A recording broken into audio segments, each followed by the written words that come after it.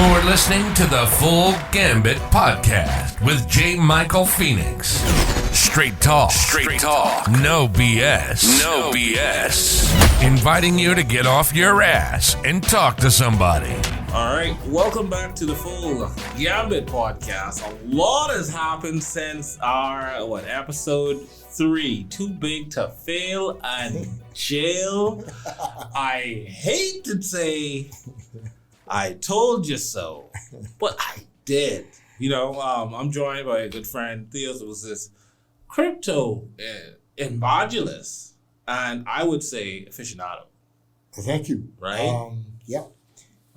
Great to be here, as always. Oh. And yeah, you're absolutely right. I mean, but if you got no board, you got no books, you got no bank, what the hell are you doing? And so you have only one way to go, straight to hell. And that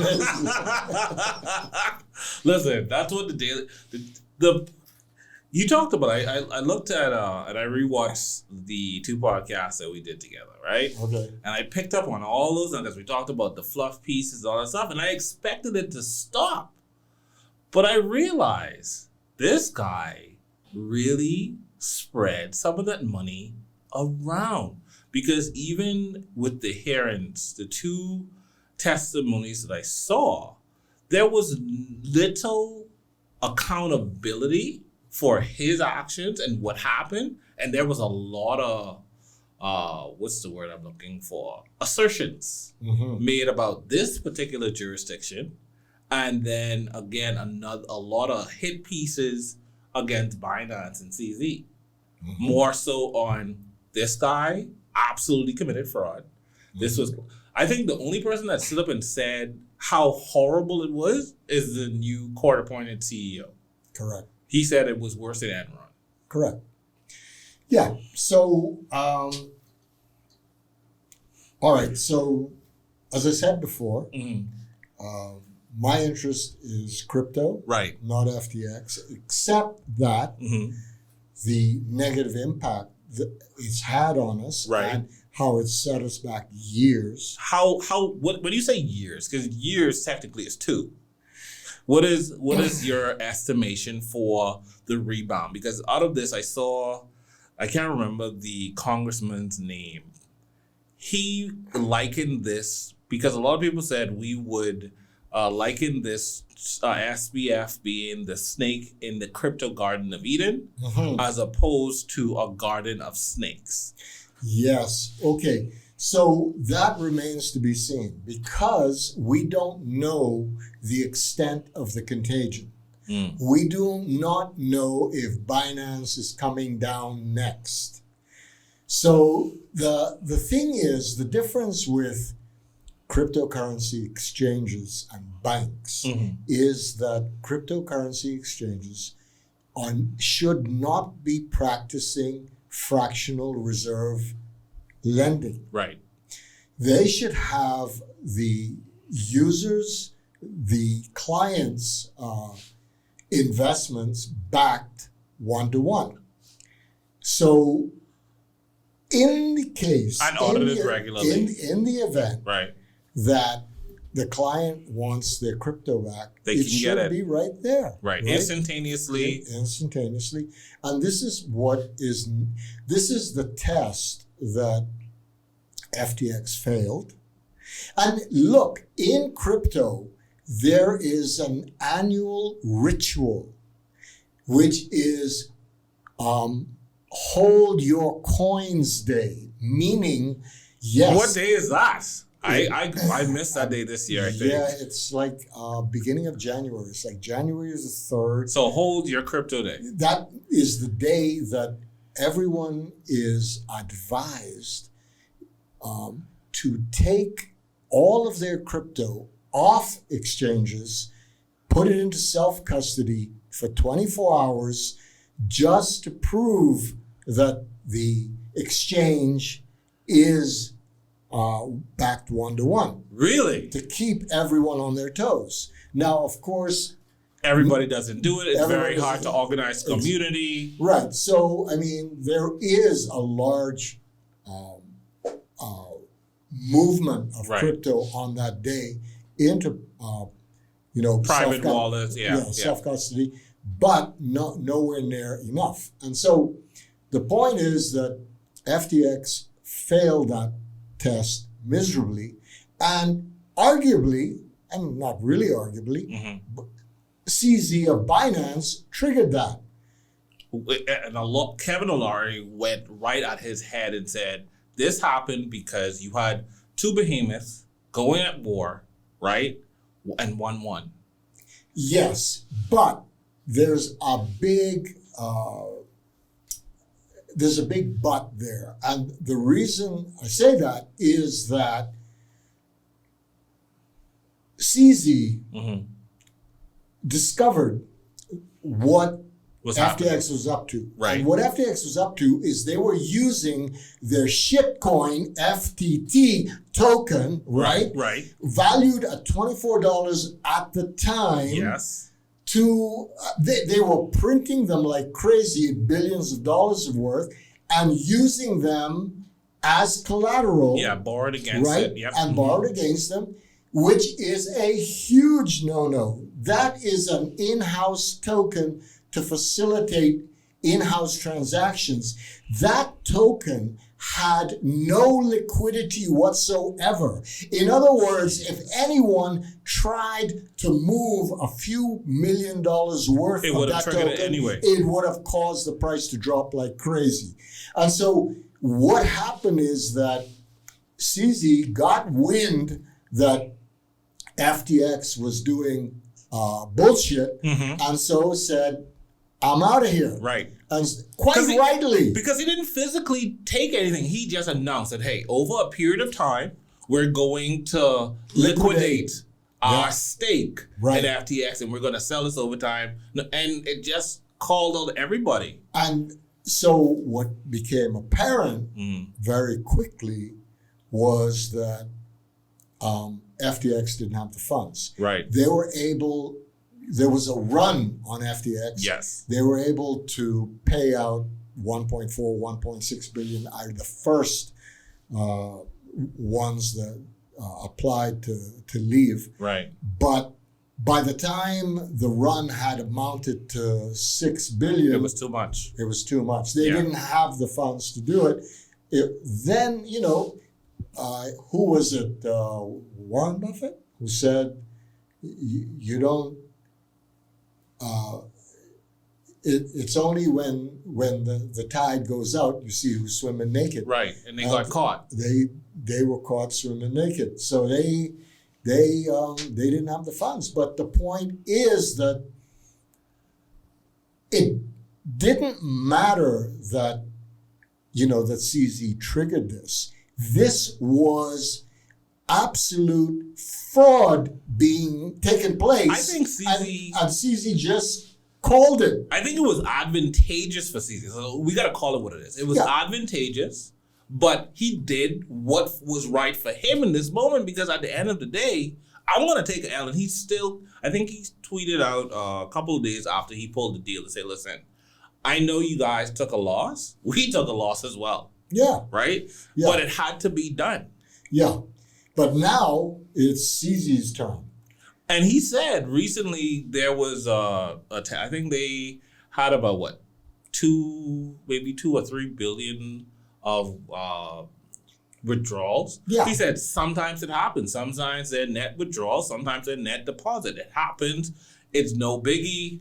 And we move on. Okay. So Binance is a far larger entity than FTX. Far larger, yes. Okay. And so its reserves may be deeper. But we will see how deep they are depending on how this run continues. Do you think the pressure is still going to be on them nonstop? Do you think? Because what I've seen is what's causing it is a lot of hit pieces. There are a lot of jobs coming day after day, whether it be in print media or during some of these hearings. And as long as this FTX, Sam Bankman-Fried saga plays out, his name or that Binance's name is going to come up over and over and over again. The point is, it's just beginning because the scrutiny of the SEC and other entities, The House. are going to come down hard on Binance. Because they play with their boy. And not only that, but Binance has been doing crooked shit from day one. Binance is... But they doing crooked shit from day one isn't doing crooked shit today. Okay? No, it may not be. So, yeah, it may be that CZ cleaned up his act. Right. Right? Yeah. But there are skeletons in the closet. Okay? So because Sam Bankman-Fried is going to jail and possibly going to jail for a very long time, we have to take CZ and cryptocurrency with them? Look, let the chips fall where they may. If CZ is found guilty, then CZ must do whatever it needs to be done. It will be extremely painful for the crypto ecosystem. Extremely. To have Binance go out of business. The question is, will that happen or not? And that has a lot to do with how SAFU the funds are, to use CZ's terminology. So if he's really backed, and it's a question of how much the pressure will continue in terms of withdrawals and withdrawals. And I think everybody in the crypto market right now, outside of the ones that felt that SBF money, FTX money to buy off the press, the House, politicians, Democrats, that stuff, they're looking at it as this way. Sam is out. He's done. He's possibly going to jail. We have to protect everything else. And they see Binance as too big to fail. You could have everybody else. You cannot take Binance. I think that's where CZ is right now. I think he has the masses. So I don't believe this is going to affect him. He's going to feel the pressure. I agree with you, but I think they stand. Okay, so there may be the crypto industry. Mm-hmm. The crypto industry is nascent. The crypto industry is tiny. The crypto industry has fledgling power. It's a newborn babe. There is this monster which is traditional finance. There are these giants that are the regulatory instruments of this finance. If that hammer comes down on CZ and Binance, it could well crush them. It could well crush Binance. It could well create. And make no mistake. That's what everybody wants. That is what traditional finance wants. That is what Wall Street wants. That is what the Fed wants. That is what the SEC wants. That is what the government of United States and Europe and all of the other big governments, they want cryptocurrency to just go away. They want it to die because this is a huge, it's a huge threat. It's an existential threat, yes. Long-term, to their hegemony. No question. If there is enough adoption of cryptocurrency, traditional finance is in a shitload of trouble. And there is no easy solution. How much would the needle have to move, do you think, within the next, say, half a decade, in order for us to get to that point where, you know what, we're in, say, phase 2 of this? Because if we're in the infancy, how do we get to the toddler or independent 6-year-old, you can't do anything with me but pay attention to me and watch me grow up? How far are we away from that? What's the number? What's the percentage? I would say that Okay, so even with the bear market, Yes. we have got still exponential adoption. Okay. Okay, and we're globally at the 1%. Yes, we are still at the 1%. Yes. We're still at the 1%. Yeah. So the question is, when do we get to the knee of the curve? Because that's when it shifts.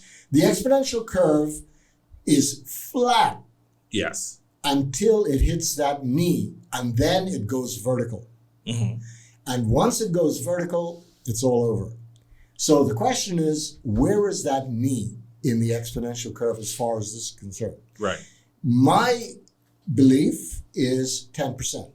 Once we hit 10%, Adoption. we're globally. unstoppable. Globally, we're unstoppable. After that, the 20, 30, 50, 80% adoption comes like that. So as soon as we hit 10%, that's it. As soon That's as we ball hit game. 10%, within a couple of years, we're up there. So the first 10% takes the longest. That is true. It's like the first $1 million, right? The first $1 million is the hardest. After that, the easy money. So that's the point. Another thing about FTX. Okay. To me, it is a very strange creature, The cryptocurrency, the company? the company. Okay. What is strange about FTX to me is how the hell did they get there? Right. Right. How the hell? How did you make it this far? How the hell did they get to where they are? How Or where did- they were? This is my question, and for us here in this region, because what I found, because I covered the case, I was engaged to cover the case, and we were having conversations with different journalists. And what I found as a people, politicians, elites, and common man, we're too easily impressed. We're too easily swayed and wooed. And anybody that has X amount and talks a certain way, we label them geniuses and savants and heroes and saviors. You just throwing a couple of dollars around, bro. Yeah. Because, like you said, it's a conundrum. How did you get past our Securities Commission? Forget how you did it in the international community. How did you get here? Right. What was the scruples? What were the stringent protocols that you had to jump through? Because I know within myself, as a small business owner, I have to jump through hoops just to get some funding and even to get licensed. Well, I mean, look, our regulatory agencies, our government can be forgiven for allowing. I don't really blame them for it. No, I don't blame them. I don't blame them because it. And I respect the cost for what they're doing. Right. I do. Totally agree. On the surface, it appeared a wonderful opportunity for the Bahamas. Right. Right. Third largest cryptocurrency exchange in the world. Coming here. Right. Headquartered here. Great. Right. But,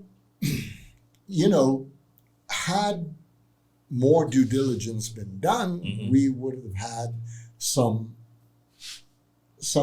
we would have seen some problems, some possible problems. But that due diligence wasn't done. But here's the point. We can learn from it and evolve. Yes. And have our accountants go over these things before we let them in. That is absolutely true, but that's not where I'm going. Where I'm going is the venture capitalists of Silicon Valley Were wooed, impressed, and got... How the hell, does someone who lends hundreds of millions of dollars Yep. in funding rounds Yep. miss the obvious? How? That just How? goes to show how slack nepotism. Nepotism. Someone walks you in the door. Look. This is my guy. You know my family. Absolutely. You donated to me before. This is my son. He did a great job. He went over and he exploited this hack. Give him some money. I am convinced. That's exactly what happened, right? That's exactly what happened. And it was political. Yeah. That drove. This is our boy. This is the horse we're backing. Yep. Give him anything he needs. Sorry, AOC, it's your fault. It's your government's fault. It's it's the American politicians. It's the elites. You pat everybody on the back. People get in bed with this guy. Everybody calls him a genius. He's on Time Magazine, Forbes. He's the richest young man in the world. He's vegan. I don't know why that was an argument in court for him not to go to jail. He's a vegan. I'm like, what does that mean? Right?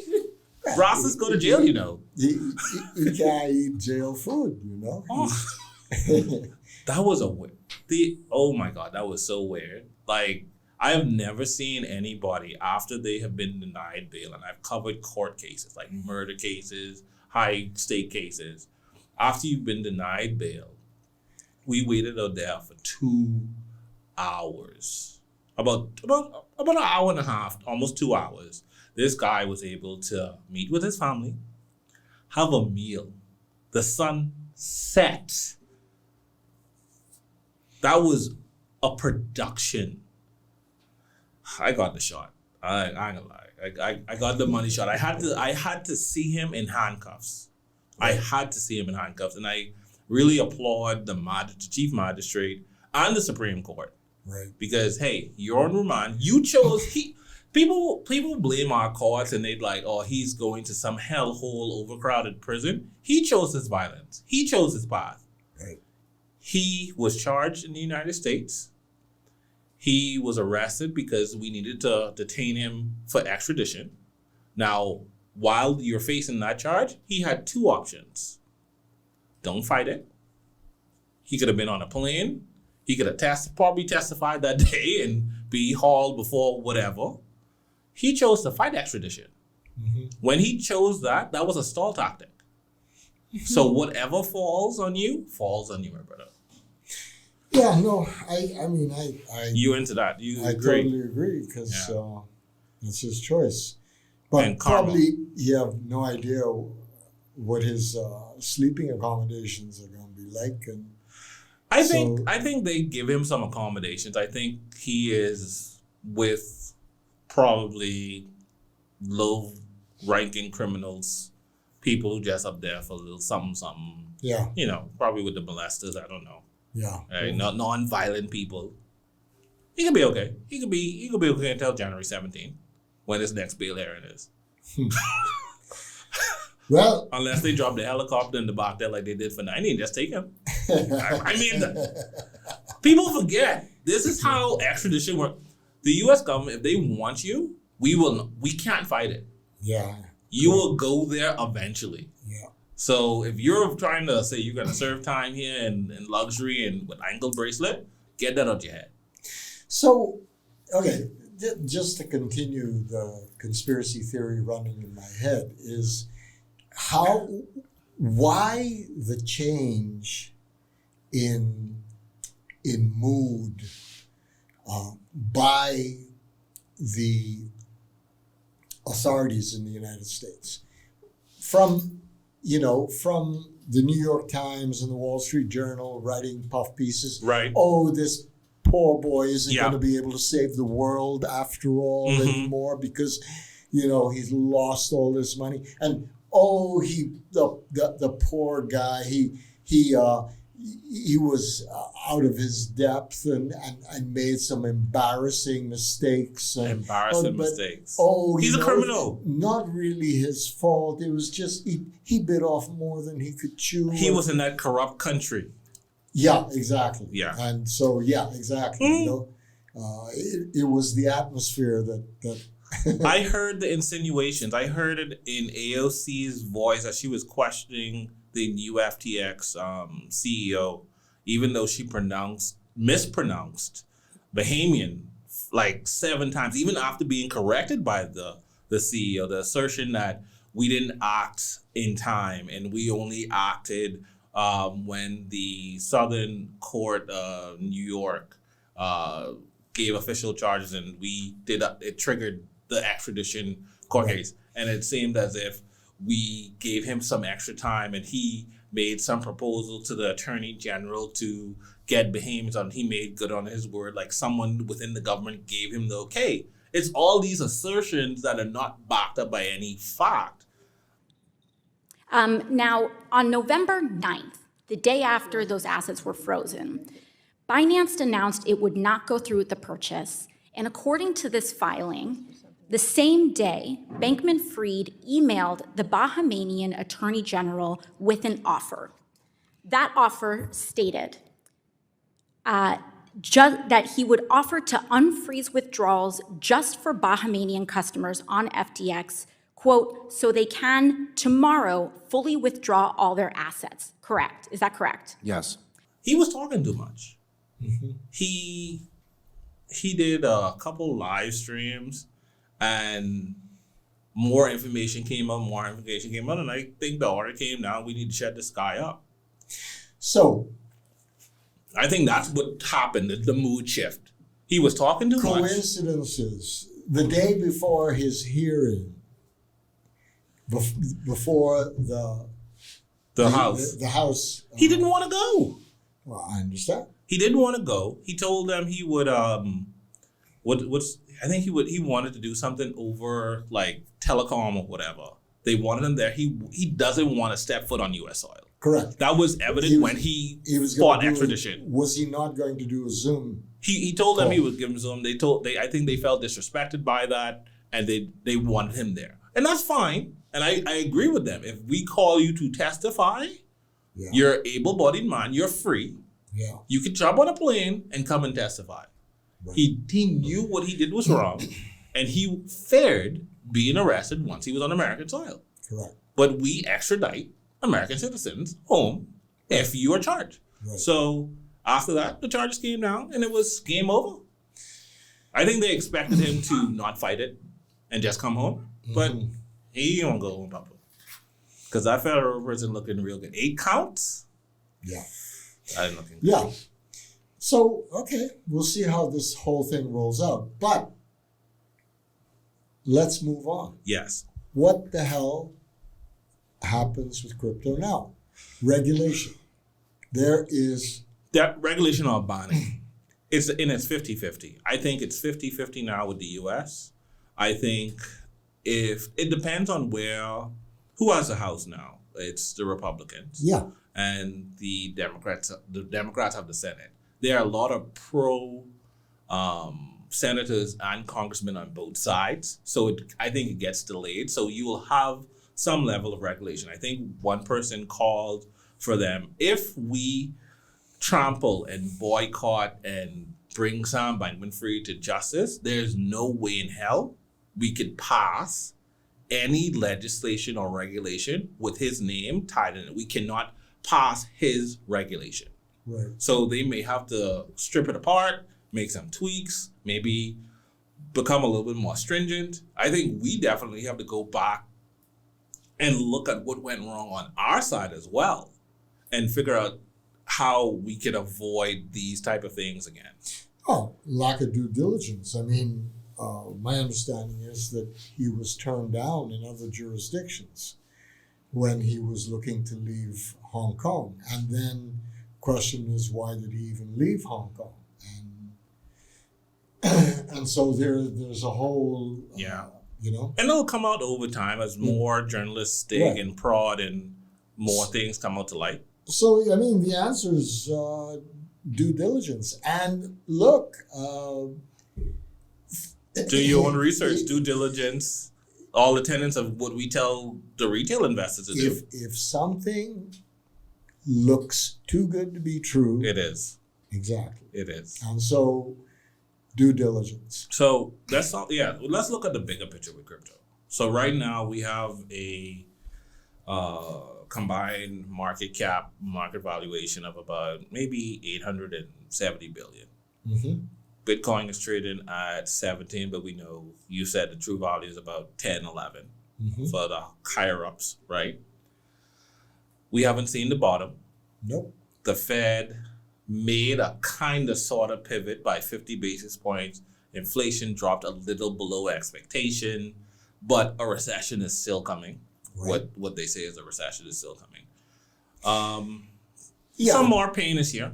I think some more pain for another 6 months, 8 months. Goldman Sachs says this is going to be the worst recession we've ever seen. Oh God, I hate quotes like that. I hate apocalyptic quotes like that because it's like the worst. Goldman Sachs said that. Goldman Sachs, yeah. When did they say that? They said that like a week ago. Oh God. Because the amount of debt is. And that interest rate is extremely high. Yeah. And so the amount of pain yeah. is going to be severe. And so which domino falls first, you think? In terms of? So is it real estate market, housing market, jobs? Oh, I mean, everything's going. I mean, I know, and we know it's going to go. Where it's going to go first? What's the first domino? Oh, stocks. Yeah. Stocks it's already a bloodbath. Yeah. Stocks are going to go even further.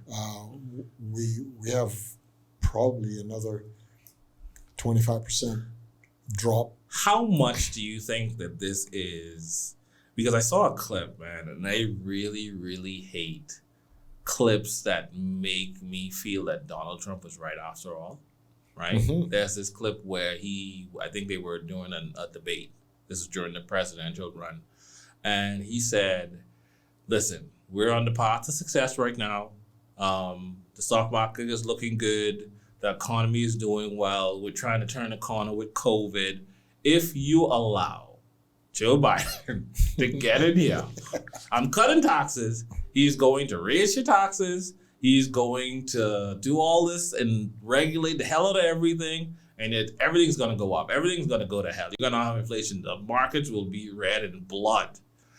And literally, so it is. Was he actually right, or was that just BS that's coincidental?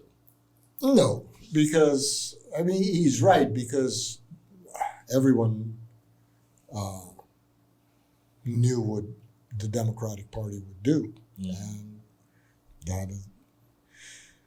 that tends to be their policy. In fact, they've handled it a lot worse than. So do we pivot back to Donald Trump in 2024? I mean, Donald Trump's an idiot, but he is. That's why I'm asking. Like, because I feel like a horrible person. I'm like, I'm a capitalist. I want to earn money. I want the markets to be conducive to my investment. I can wait and I can go through the pain. I'm good, right? I can earn money. My family is good. I could keep my head low until such time. But I can't see the Democrats winning after 2024. And if he's the head of the Republican ticket, I don't want him either. Yeah, I don't know. It's a hard one. I mean, the best thing would be if he would just go away. I wish. But he's got an ego, and he's got in his mind that he could be Joe Biden. Yeah. I don't know. Maybe he can, but because look, Joe Biden's done horribly. Yeah, and his approvals rating is in the garbage. No one wants to see Kamala Harris. Correct. No one likes AOC. The Democrats lost the House. Yeah. Yeah, they won the Senate with big whoop. Yeah. But I know. Right? So I don't know. It's a difficult one because it to me it seems like as time progresses towards 2024, and we're not far from it. We're not far from it. Next year is going to be a bloodbath economically. Yes. Right? We're going to have this recession that is going to last through the presidential election. And so I think that's going to be the deciding factor. That's going to be the deciding factor. And so factor. that may be exactly what tips the Democrats out and causes allows for someone like Trump to come back. But who knows? I would take someone like Trump and not Trump. I would take DeSantis at this Yeah, point. man. DeSantis would be... I think he would... great. Yeah. I mean, He's not too crazy. But look, you know what is... You know Donald Trump. You know what to expect. You know what you're going to get. I don't think we're in a place, I don't think the world is in a place outside of the economy, of everything else, to be burnt. Like, Well, I feel like a horrible person. I want the money, so I want Trump. But I have morals. I have morals, so I cannot co-sign it. You know what I mean? I feel evil. I feel dirty for even saying that. here's something that is strange to me, Yeah. and that is the Twitter files. Okay, what about him?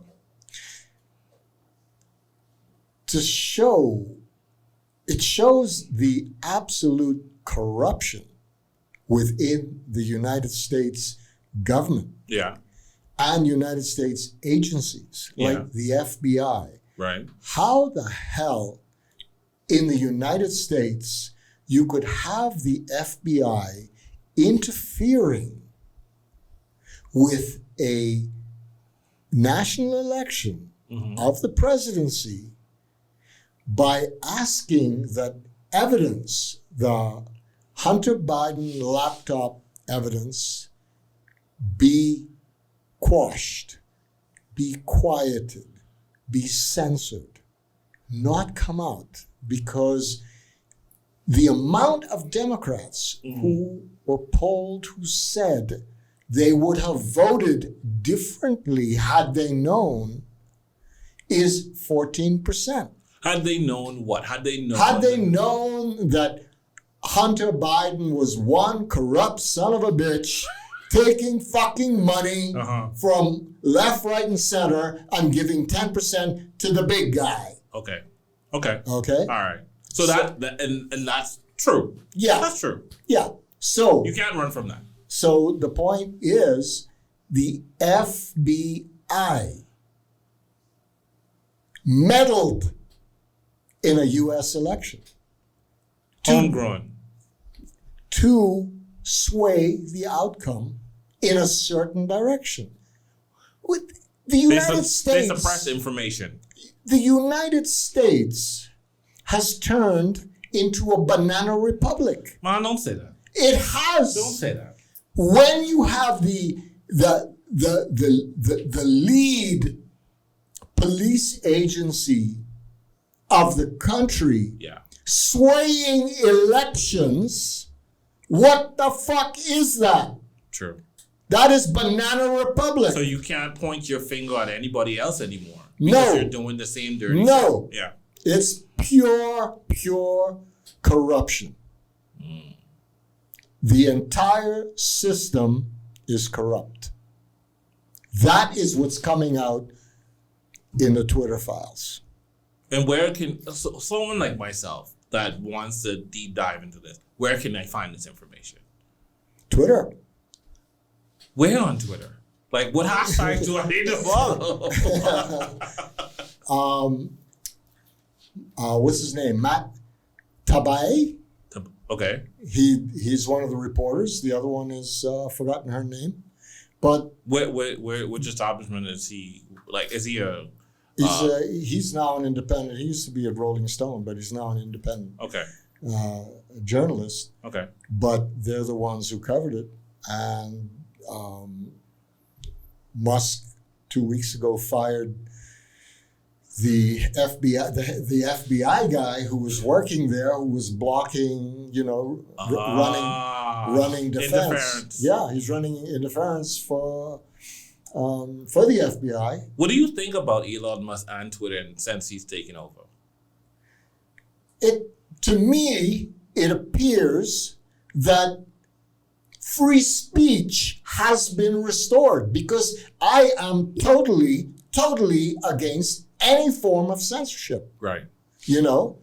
We are adults. Right. If you say some bullshit, I'm going to just laugh at you and go listen to something else. Right. I'm not going to listen to your crap. And the thing about it is I feel that as adults, I think that we can curate Exactly. our own spaces where something that may feel offensive or trigger some sort of trauma for us cannot be allowed in our circle. And as long as the infrastructure and the algorithm keeps, not suppress, but once I curate my system and it doesn't bleed in, I'm fine. Correct.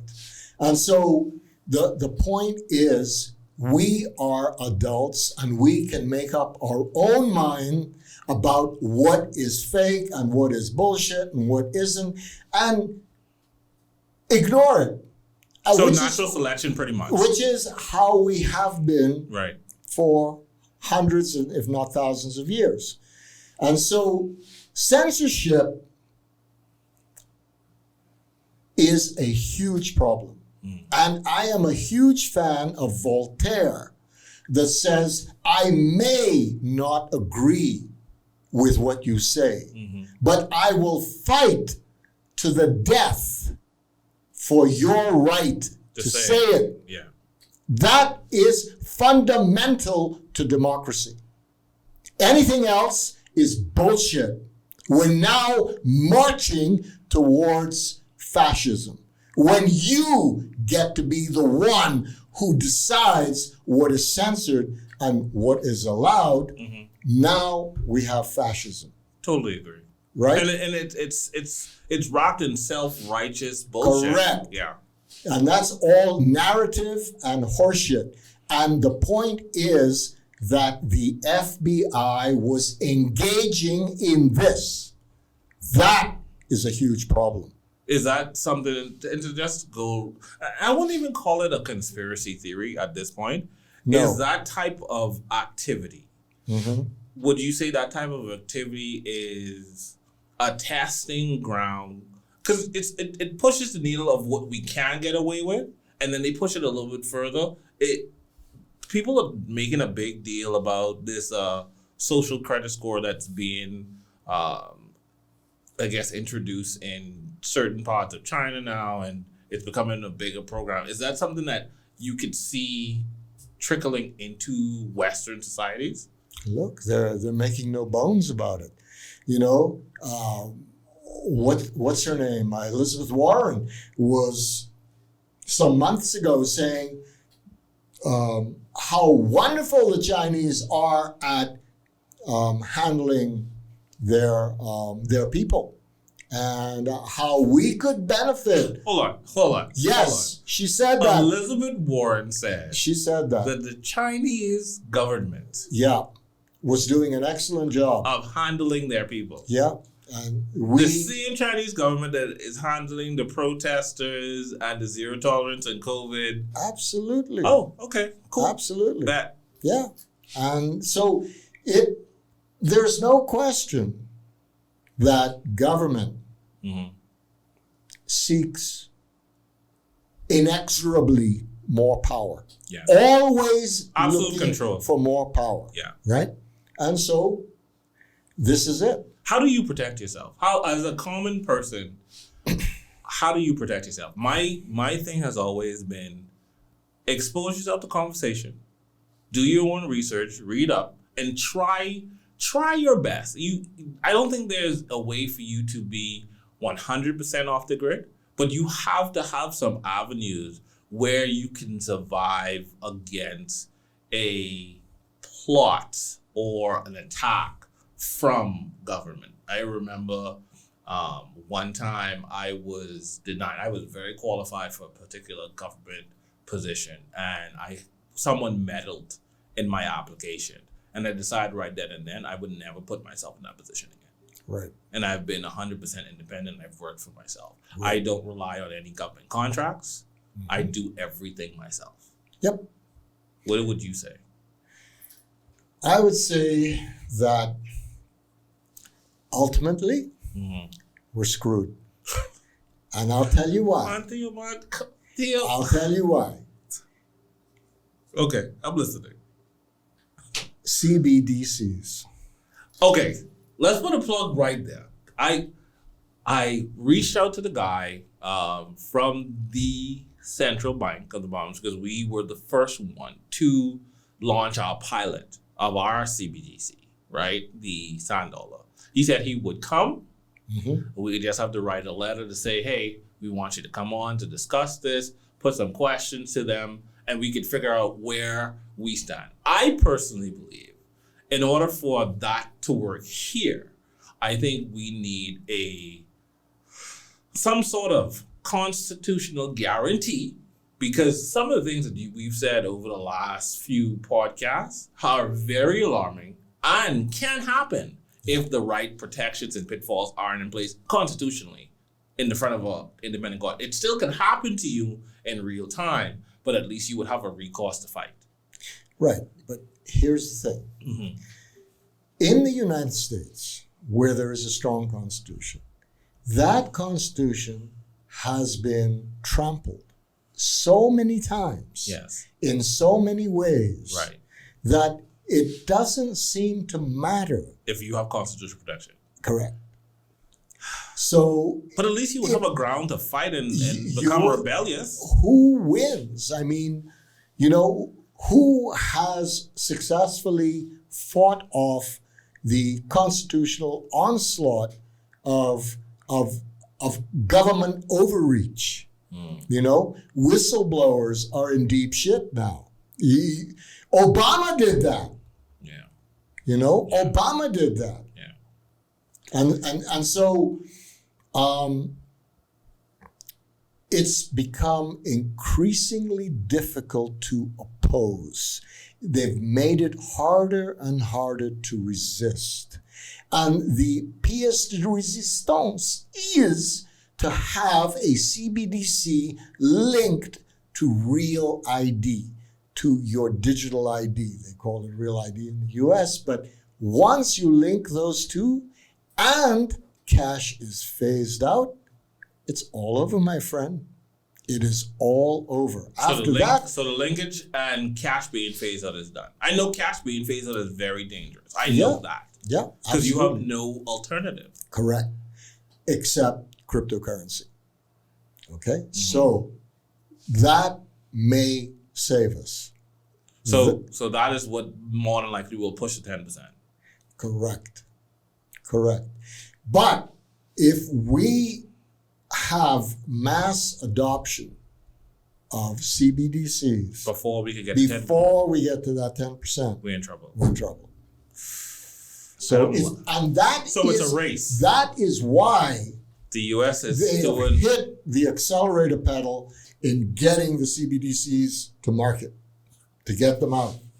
And you would think that countries or jurisdictions that have history of being, oppressive to their own citizens, that would be a threat. But because what we've seen during the COVID-19 pandemic, it is very evident that everybody's in and everybody's trying to get this total control, this overreach for power, as you would say. We even saw it here with Menace. Oh God, we could never repeat Menace. We saw it here with Menace. I told someone on my I think it was my Facebook. I saw everybody was hating on Brave for traveling and what he's been doing since he came to office. And I was like, y'all remember Menace, right? Y'all remember what was happening to us. Right. You really miss that guy that much? Get over yourselves. So what is unprecedented is how all countries fell into lockstep. All Western countries, the big powers, right? Mm-hmm. Canada, Australia, New Zealand, Europe, United States, lockstep. Yeah, all in this agenda, right, of really crushing the will of the people. That's what it seemed like to me. That's how it did seem like to me. Right, because the first couple of weeks. Everybody was like, okay, we may just have to do this because it's new, it's this mystique, It's dangerous. Let's do what we have to do. But after the first 2 weeks, it was like to flatten the curve, right? Right. And that was it. That's the foot in the door. Right. After that, it's the boot in the ass. And after that, and you're fucked. You know? That's exactly what happened. Wow. And you're not lying. Yeah. And I think the thing about it is, once you go down that road, it's almost like a hill. You cannot stop. That momentum is Absolutely. there. You cannot take it back, because once those controls are in place, they don't roll them back. They just go for more. Right. Jeez. So, Twitter files. Okay. What has come out as well is Fauci was lying. I saw Elon made a very curious tweet about his pronouns. Right. Prosecute Fauci. Yeah, I saw that. Yeah. Those are his pronouns. Right. Because what's come out is that we have emails that prove that they founded that he funded the research Wuhan lab for gain-of-function research. And this is where the outbreak happened. Which he lied to the Senate and said never happened, right? Yeah, I remember that. Yeah, his ass needs to be in jail. People were saying that during the pandemic, though. Yeah, and exactly. It just didn't get any type of momentum. Well, if you control the narrative, how you can get momentum anywhere? That's true. Right? And the media has a huge part to play in the travesty that was the COVID-19 pandemic. And what it did to the global economy. Totally. Because they made it, I believe, worse than it actually was. Correct. Yeah. Correct. Jeez. So the Twitter files. Twitter files, Is man. it bigger than WikiLeaks, do you think?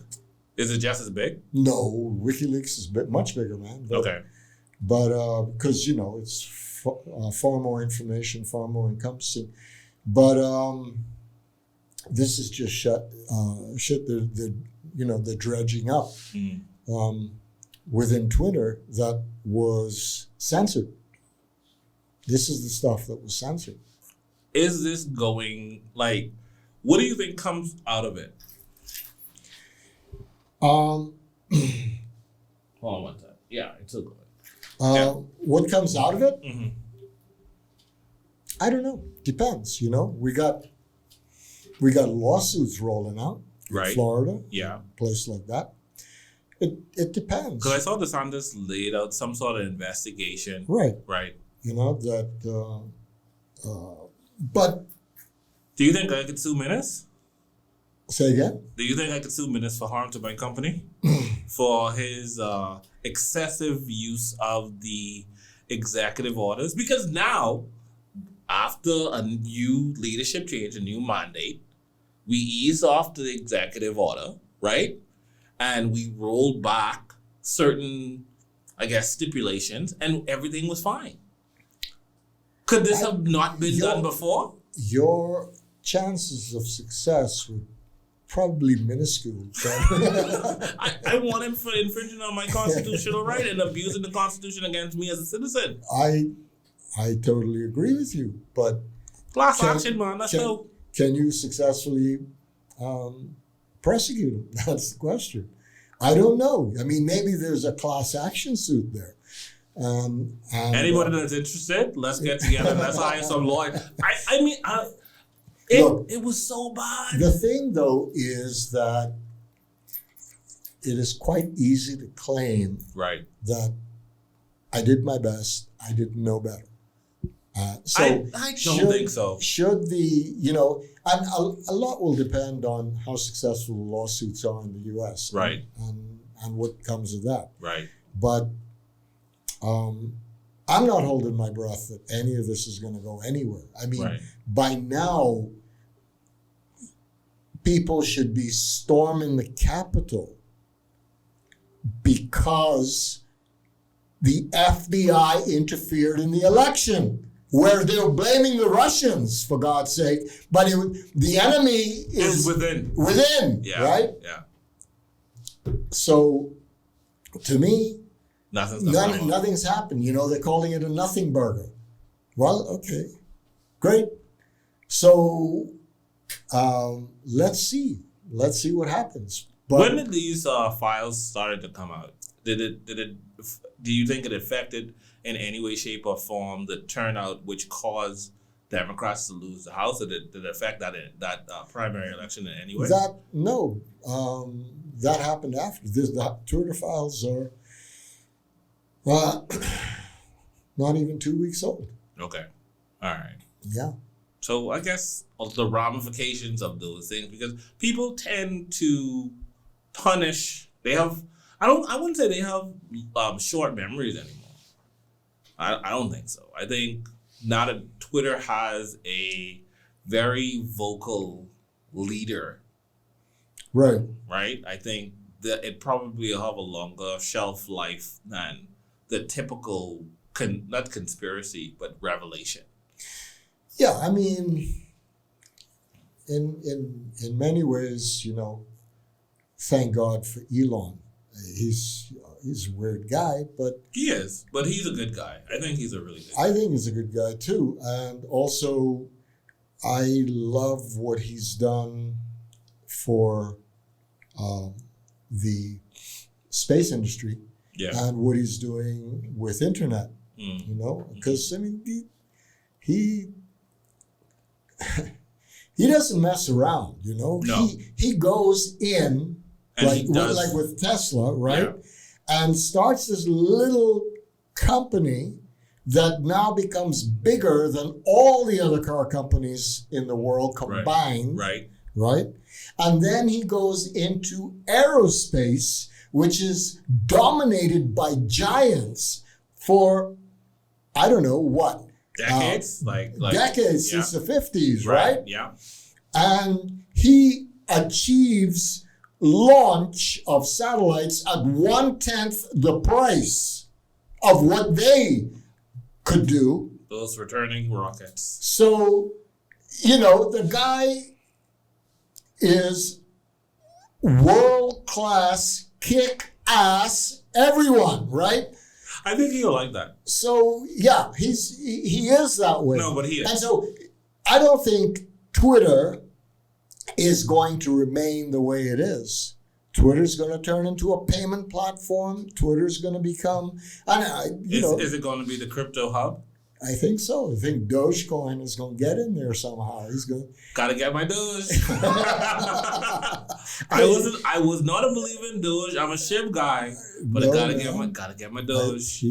Gotta get my dog coins. I've always thought Doge was a piece of shit. But it might find its value now. It will find its value now. Jeez.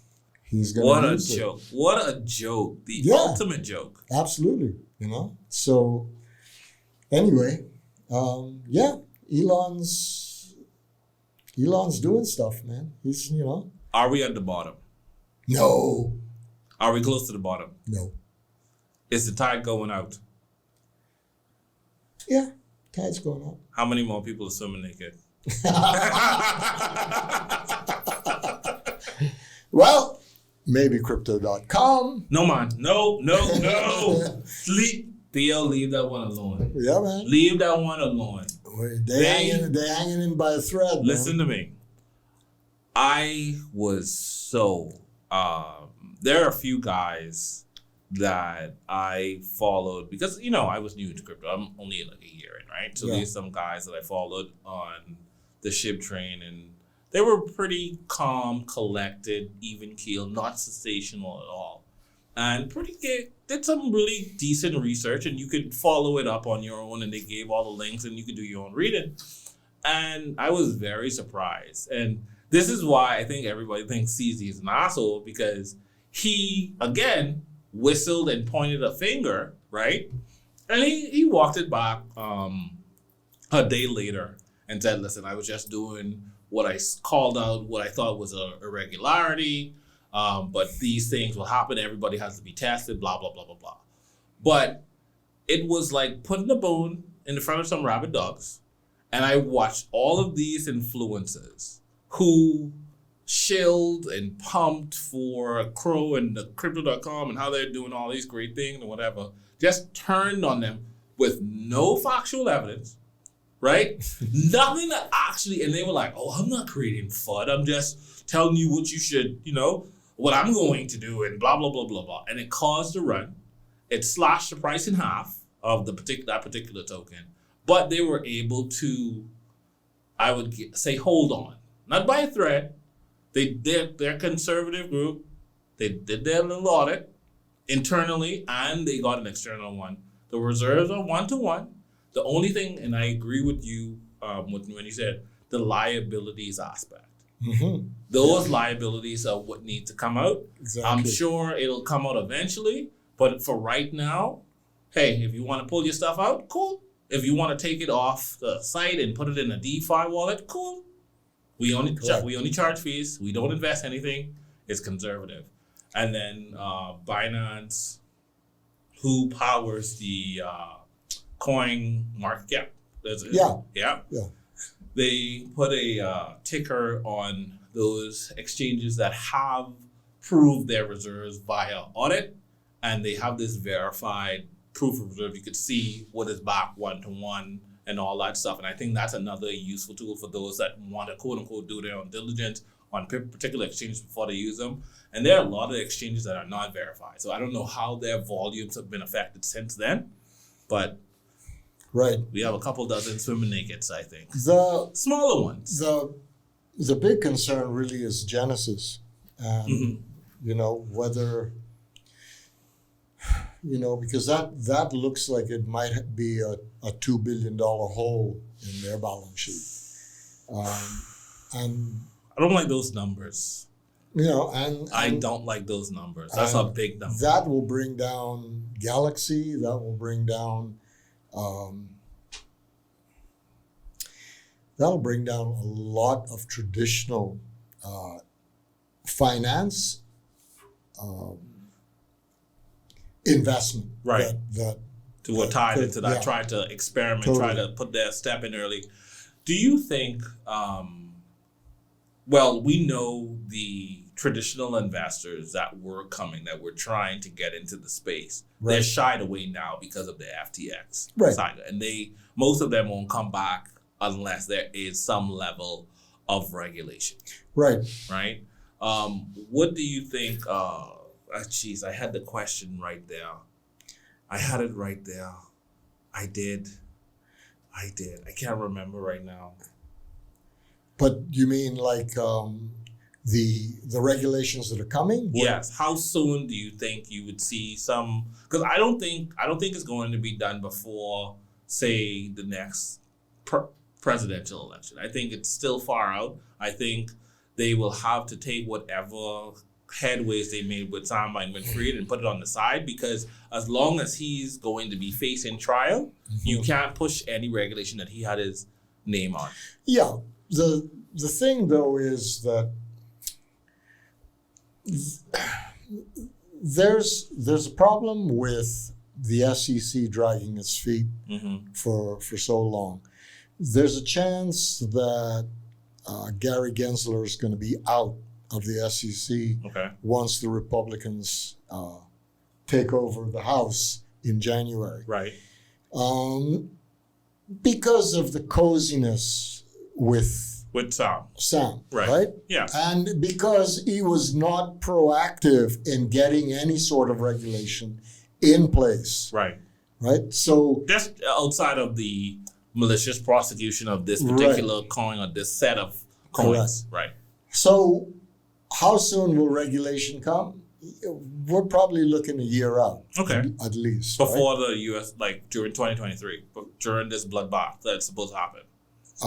Correct. And that'll make it more uncomfortable for us. That'll make it more uncomfortable. So, I don't know. I see, as far as crypto goes, the bear market will live on until probably the next halving, which is in 2024. It's like mid-2024, right? Yeah. Right.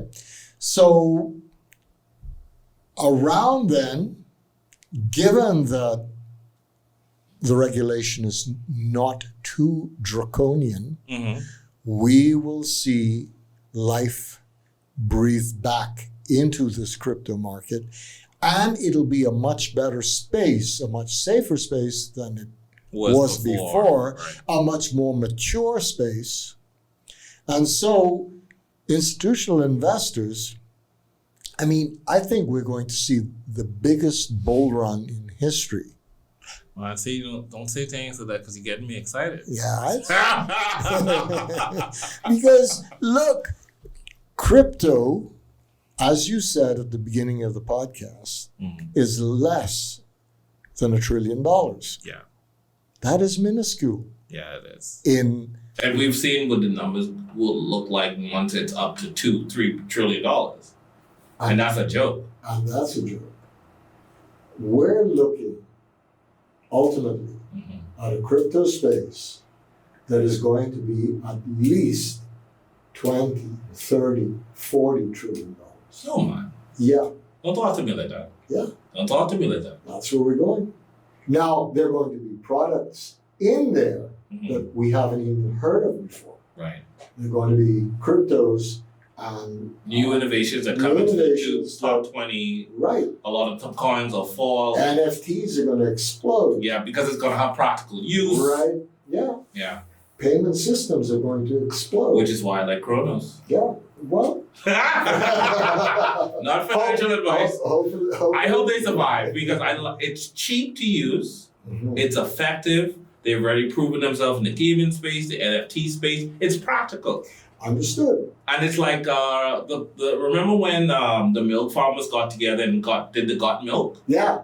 Perfectly named. Everybody won. I could see Crypto.com leading that space because it seems as if, hey, everybody go there and you can learn and branch off from there. Granted. Let's hope it's fun. I hope so. Hey. Yeah.